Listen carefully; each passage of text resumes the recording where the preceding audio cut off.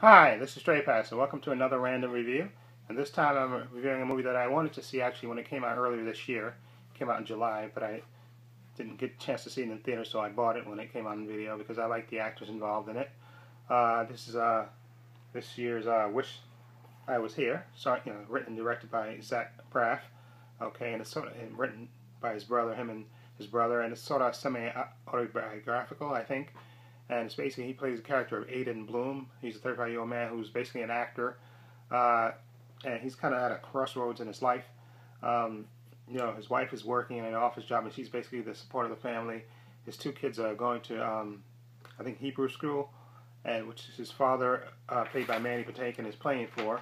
And he has a brother, Josh Grad, who plays his brother, who's kind of a, let's say, a layabout. Okay, who lives in a trailer, and he's a blogger. Okay, and like I said, what happens is his father, who's playing for the audition, and for the Hebrew kids school, and Aiden Bloom, Zach Braff's, he's auditioning for parts, but he hasn't worked in a long time. So, like I said, the family is struggling to get by, and then of course, the school is hounding him for the tuition money, which hasn't been paid in a while. And when he goes to confront his father about it, he finds out that his father, the cancer has, who had cancer before, it's returned and it's spread to the point where it's terminal. Okay, and so he has that hanging over his head, and they decide, of course, since they can't pay the tuition, they're going to take their kids out of school. And their kids are played by Joey King, which is a young girl with a wig there, and I think Pierce Gagnon, who was in Looper. I think he was that scary little kid in Looper. I think that's his name. He was in that. Anyway, they play the kids, and they're forced to take the kids out of school and homeschool them. And at the same time, like I said, his wife is struggling because she's the breadwinner, and she's dealing with this idiot at work. And at the same time, like I said, she's trying to not be resentful of her husband, who's not, who's had this dream of being an actor, but it's not really making it. And like I said, at the same time, his brother, who's a layabout and a blogger who lives in a trailer, is not helping the situation either, and he's trying to get his brother to go see his father and reconcile with his father before he passes.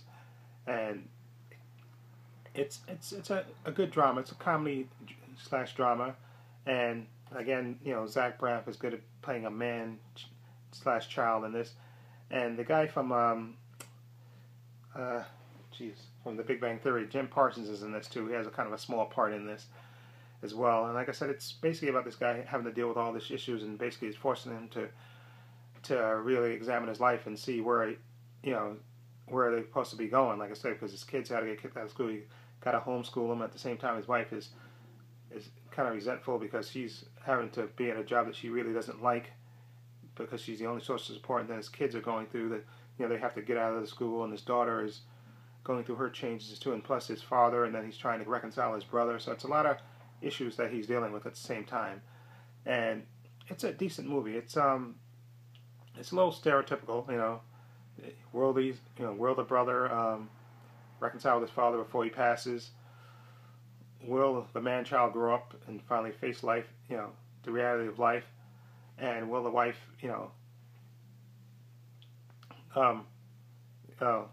make a life change or something? It's sort of stereotypical, but the characters are likable, and especially I like the young daughter. I thought she was really good in this, especially and Mandy Patinkin, who plays the dad. I thought he was really good in this as well. But it's nothing you haven't seen before. Okay, but it's decent, and Josh Grad, who plays the layabout brother too. I thought he was really good too.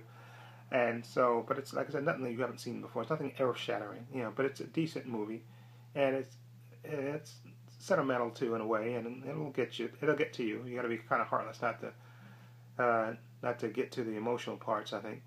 But like I said, I like to see Zach Braff do something else besides these, coming of age, Garden State, which I haven't seen yet, but I've heard about that, and plus this, and then I forget the other movie that he did. I like to see him branch out and do something else.